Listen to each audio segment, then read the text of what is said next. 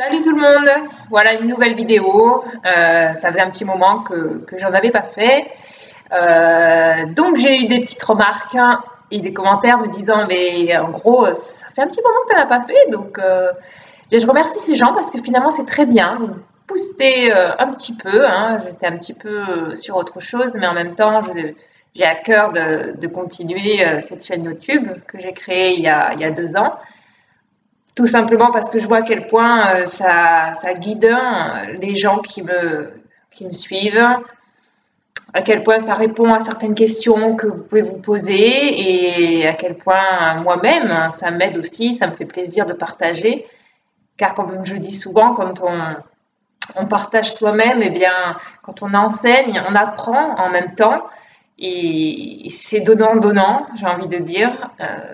Donc oui, tout ce que je partage, c'est des expériences perso, mais basées sur des principes de vie que j'apprends, que ce soit dans des formations, que ce soit tous les jours dans ma pratique professionnelle, que ce soit dans les livres que je lis tout le temps, je lis tous les jours, parce que je suis passionnée évidemment par tout ça, par les mystères de la vie, par le développement personnel, par la conscience, l'être humain, etc.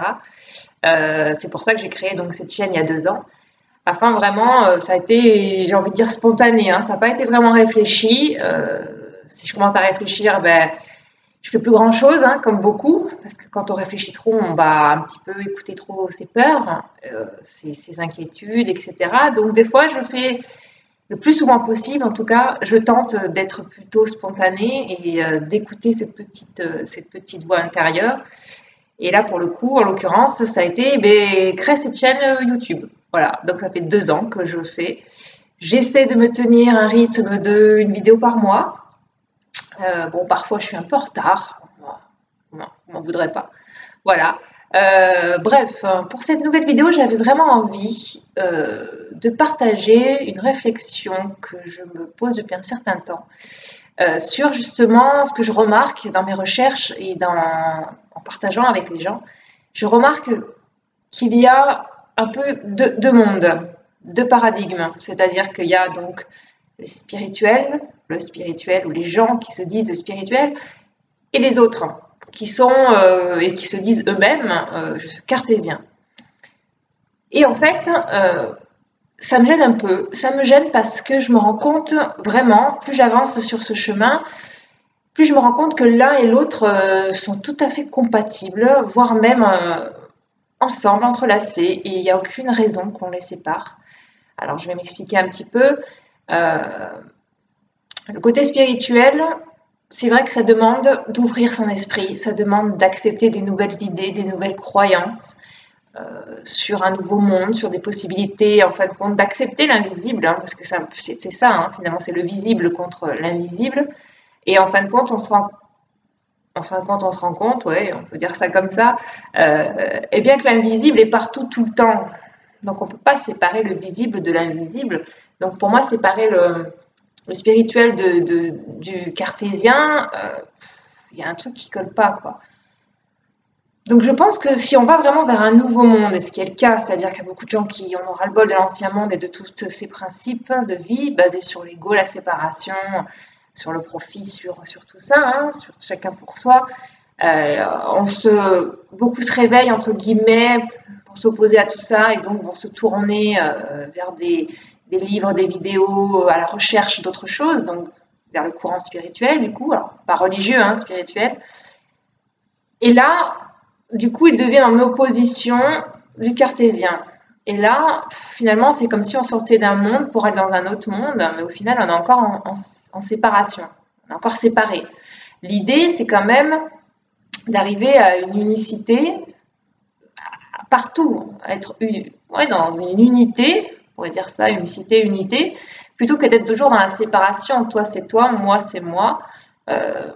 Trop cartésien, ça veut dire basé que sur son ego, basé que sur ses fausses croyances et basé sur l'extérieur, donc. Trop spirituel, ça va être je laisse tomber cet extérieur que je vois, cette réalité de matière, parce que je suis malheureux, donc je vais me tourner vers autre chose, je vais me tourner vers l'invisible, je vais me tourner vers les êtres de lumière, les anges, la vie après la mort, l'énergétique, hein, et plein de choses voilà, de ce nouveau paradigme qui est le spirituel. Et puis on le voit bien, de plus en plus de gens s'ouvrent à tout ça. Alors, moi, j'ai à cœur aujourd'hui, avec mes années de pratique et de recherche sur tout ça, de justement, je pense, de mettre tout en même temps, de réunir en fin de compte tous ces deux paradigmes et d'en former plus qu'un, mais un paradigme du coup qui accepte les deux, qui accepte autant le visible que l'invisible, c'est-à-dire que la puissance, comment je pourrais prendre comme exemple, par exemple, excusez-moi, je suis spontanée, hein, donc des fois je me répète, c'est voilà, de prendre l'invisible, c'est-à-dire la pensée, les énergies qui ne se voient pas, hein, mais qui se sentent quand on veut bien les travailler. Une pensée est une énergie, est une vibration, donc on va parler de vibration, on va parler de loi d'attraction, on commence à en parler beaucoup plus pour ceux qui connaissent, va créer la matière. Donc ça veut dire que la matière ne peut pas être créée sans le spirituel. Et le spirituel est là aussi, à la base, pour s'expérimenter dans la matière. Plus précisément, s'il n'y a pas de spiritualité, c'est-à-dire d'esprit, hein, on va travailler vraiment sur l'esprit, sur l'invisible, eh bien, il n'y a pas de matière. La matière est basée, est construite et créée au départ par l'esprit. Par exemple, quelqu'un qui a un rêve de construire une maison, quelqu'un qui a un rêve de construire une ville, quelqu'un qui a un rêve de créer une entreprise, même de créer sa famille, à la base, ça commence toujours par une idée. On est d'accord? Ça commence dans la tête. En fin de compte, dans la tête, dans le cœur. On va mettre ça plus large. On va parler d'esprit, voilà, de conscience. Comme ça, on ne va pas rentrer dans les détails dans cette vidéo. Donc, ça commence toujours par une idée, par une pensée. Là, je pense que vous serez d'accord avec moi. Donc, idée, pensée, donc vibratoire, va émettre dans la matière son envie, son désir de créer telle ou telle chose. Et ensuite, ça se crée dans la matière. Donc, la matière n'est pas à rejeter, le côté cartésien n'est pas à rejeter, c'est juste à ouvrir un peu plus son cerveau, de se dire, les deux sont liés. Ok ? Alors, si la conscience, donc le spirituel, on est d'accord pour dire que la pensée est créatrice, elle envoie des vibrations, elle attire la loi d'attraction et ensuite ça se crée dans la matière. Si on est tous d'accord là-dessus, on se rend bien compte que la matière, donc, ou le cartésien, et le spirituel vont de pair. Voilà.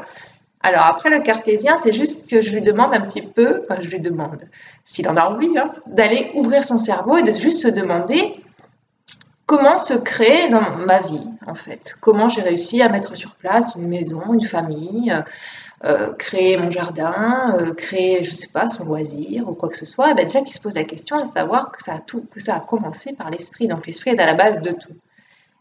L'esprit est. C'est comme ça qu'on dit. Donc si l'esprit est, après on part dans un paradigme donc, spirituel. On peut donc agrandir et dire que l'esprit finalement est créateur. Il est créateur invisible. Donc l'invisible existe, d'accord. On n'est pas obligé de voir avec nos petits yeux qui finalement ne voient pas grand-chose. Ce qui est invisible c'est une existence, c'est réel, c'est pas quelque chose, c'est pas une croyance. L'invisible est réel, ça se crée, la matière, la conscience est créatrice et va amener donc dans la matière. Donc l'idée, là je parle de cartésien et spirituel, mais j'aurais pu dire matériel et spirituel. Parce que ça aussi, je le remarque beaucoup, qu'on va en opposition sur ces deux sujets.